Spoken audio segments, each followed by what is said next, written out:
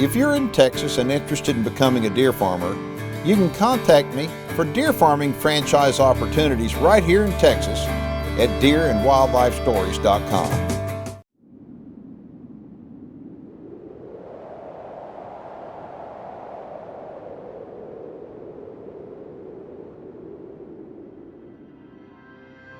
As a deer hunter, I want to know all I can about America's favorite big game animal.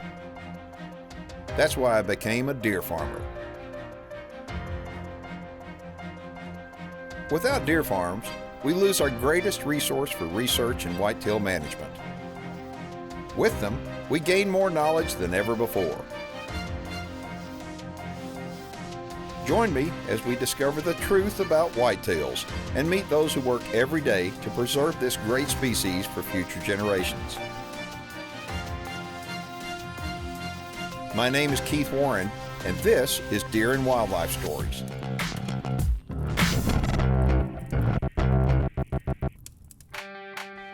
Hey everybody, welcome to the show and to the Sunshine State, where today we're in the panhandle of Florida. We'll be visiting two different deer farms and showing you some big old deer.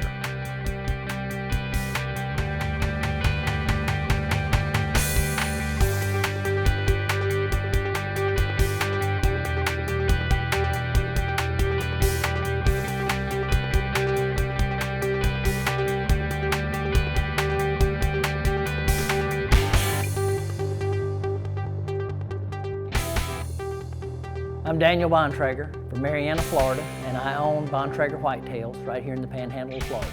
Bontrager Whitetails is a combination of a hunting preserve and a breeding operation. In the breeding operation, we probably have 60 to 70 deer, between does, breeder bucks, yearling bucks, and upcoming fawns. The people that are in the deer farming business come from all walks of life. And I think that's what's so neat about it, and the thing that brings everybody together is their love of the white-tailed deer. You know, Daniel is a chiropractor by trade, and but he loves deer as much as I do, and probably as much as you do. And never in his wildest imagination would he have ever thought that he was going to be able to do this, have a preserve, have a deer farm, and it's all because of the love of the white-tailed deer.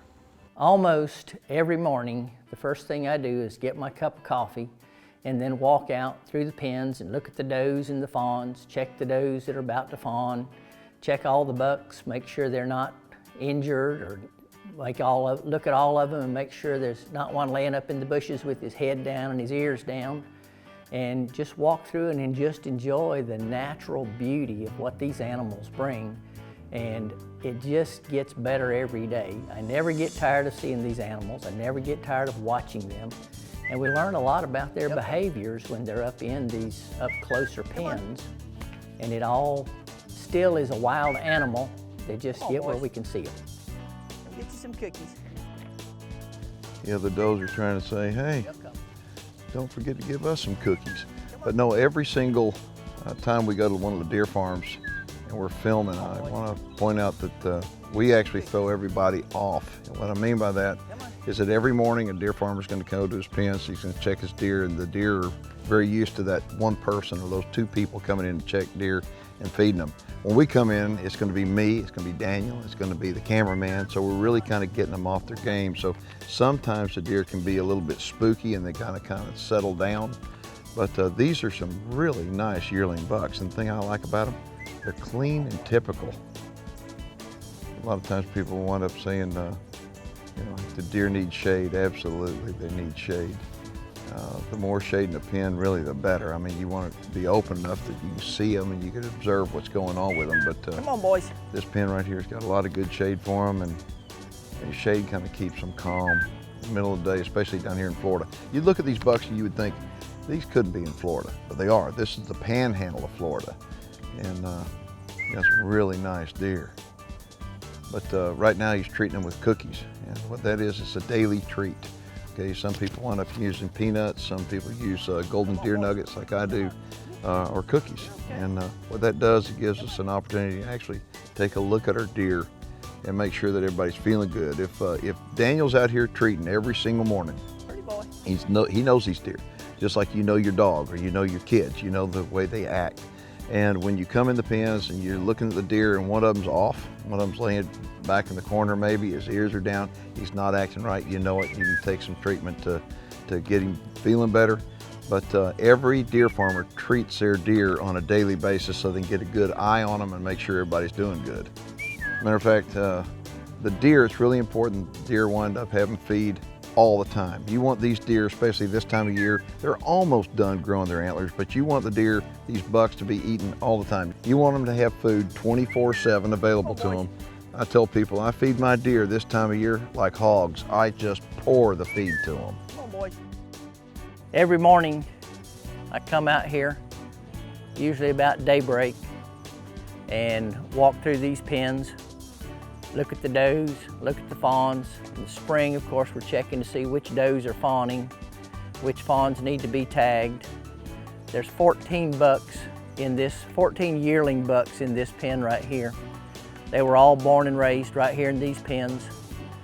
Almost all of these are out of artificial breeding. There's a few of them that are off of backup bucks.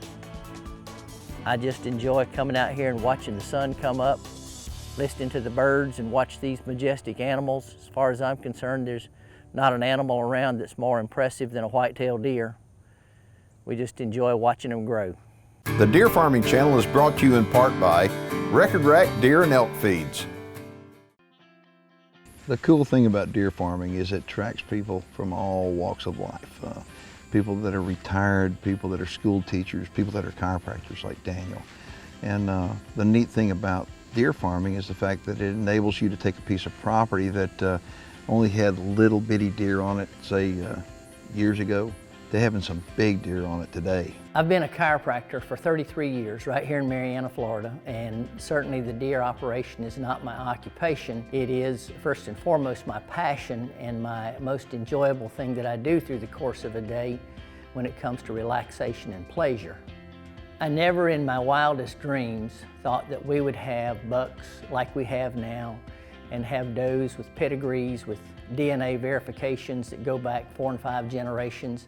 But that's just all part of the learning process that we went through, and we just kept pushing forward until we have some really good stuff here. And the good news is every year it gets a little better. Tell me about these bucks in here.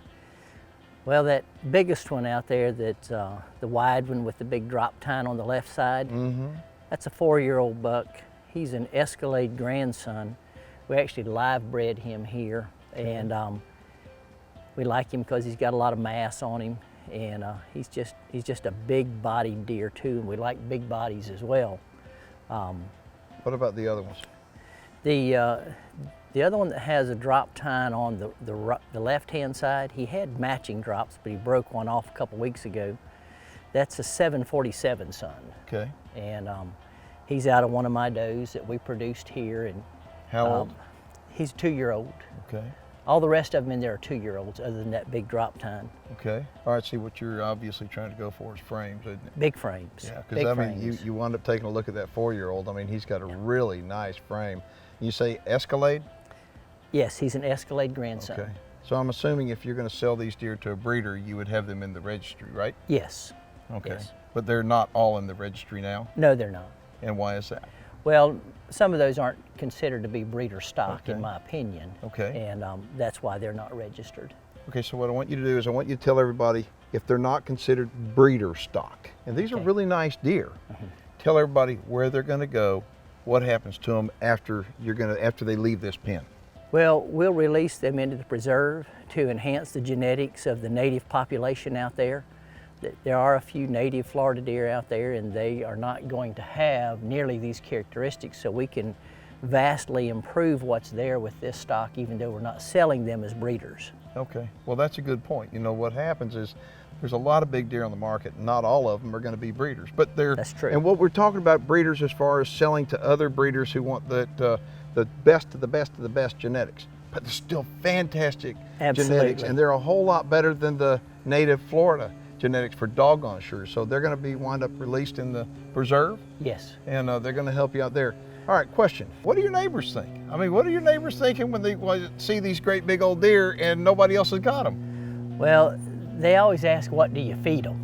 And I have to explain to them, it doesn't matter what I feed them, it's genetics. Well, I know out in the preserves you've got a bunch of peanuts planted. I mean, those Yes. peanut fields look beautiful, little yellow flowers out there and Yes. all. I mean, this is the time of the year the deer are really hitting those peanut fields, isn't it? They are in there every day and they feed for hours in there, and it's great nutrition, it's high protein, it's great digestible nutrient. They just really get fat and just top off those big antlers. It's just good stuff. This is the time of year too that we can jump up in one of the stands, and about an hour or two before dark we can just look out there across the peanut field and just you see all these big deer.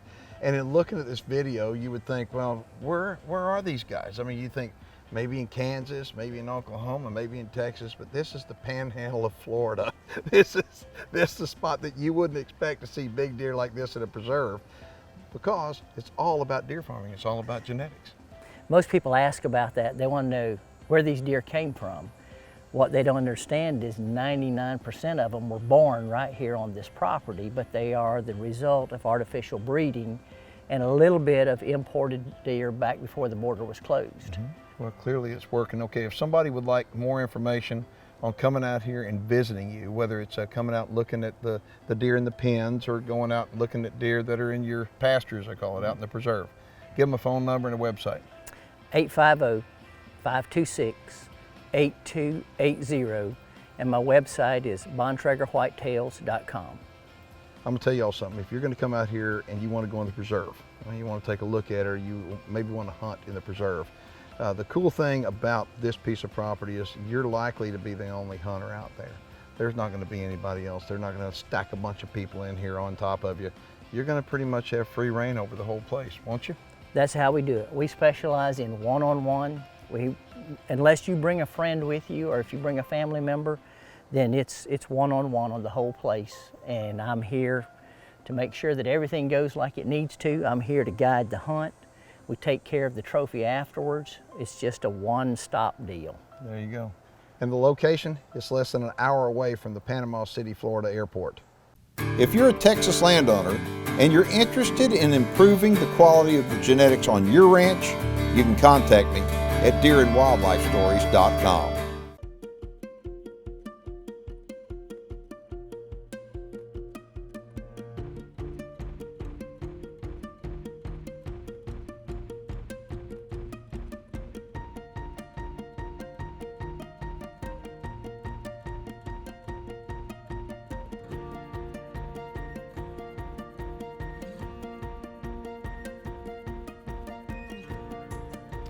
Well, Sweetwater Plantation is a family-owned and operated deer breeding business. We have evolved over time, started small and gotten bigger.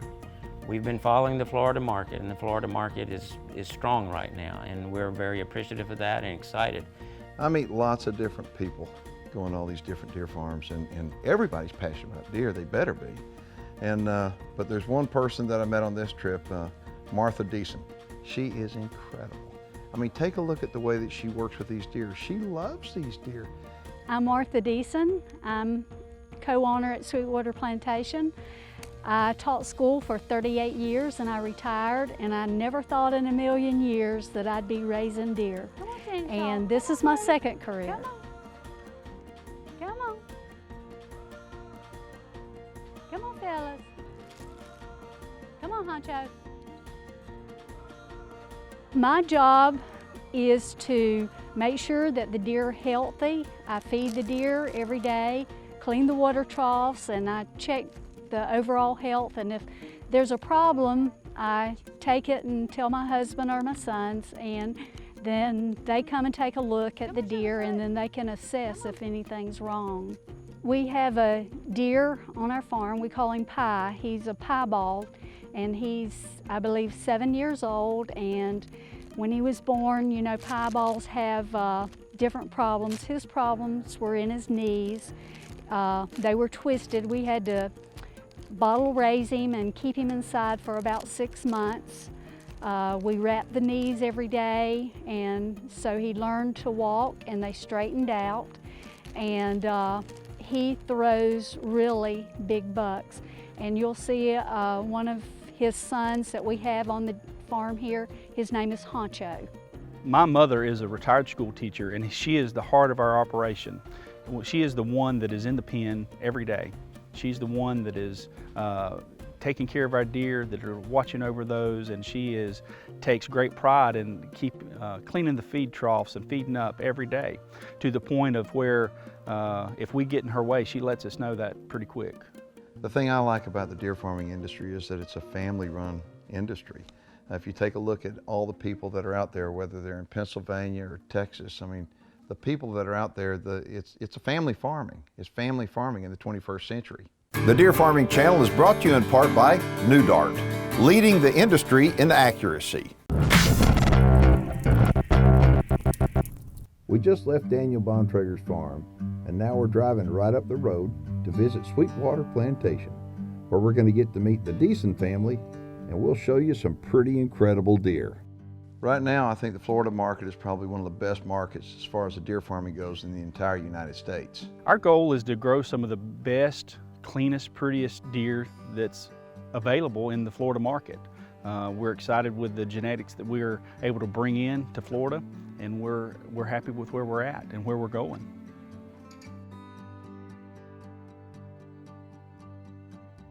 All right, so who's this buck?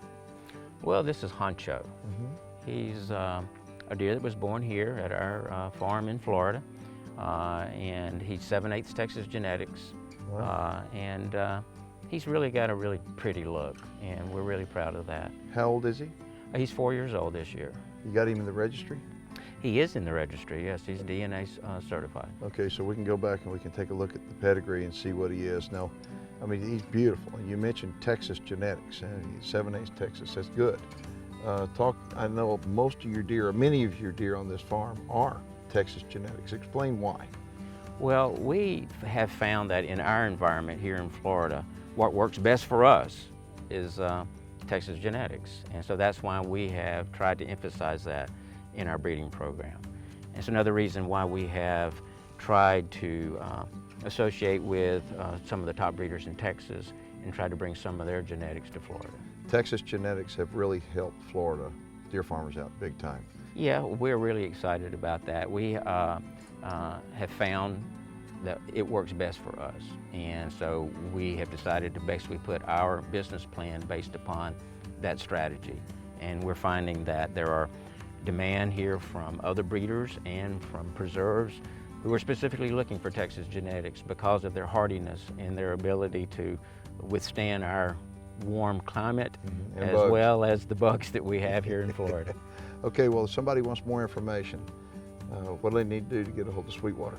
Well, we have a website, and I certainly encourage people to visit that. It is sweetwaterdeer.com, all one word. And then my son Jim, his telephone number is area code 850-643-6743. And I'm Terry, and my number is 850-643-7749. Okay, now, if you want to contact them, I want you to know that every single thing on the farm is for sale. Every single thing, except for one thing. So one thing is not for sale. Why don't you tell them what that is? Well, that's my dear wife, Martha. She has retired from teaching school after 38 years, and now she's embarked on a second career. And since she has come over, our deer have never been healthier, happier. We're just so excited. They're calm, as you can see now. Did you ever think that this was going to be a part of your life years ago? No, this is just one of those things. We never embarked on this grandiose plan that, hey, we're going to become deer breeders. It just kind of evolved over time, but we're very happy to be involved in the business. And now is a really good time to be in the business nationally, and particularly here in Florida. Things are really taking off in Florida, and we're excited about that. If you've got any questions or comments about the show and you've been watching online, go ahead and post them below. We'll get back with you. If you're watching on TV, I want to invite you to go to my website where you can watch every one of our programs 24/7. My name's Keith Warren, and you've been watching Deer and Wildlife Stories.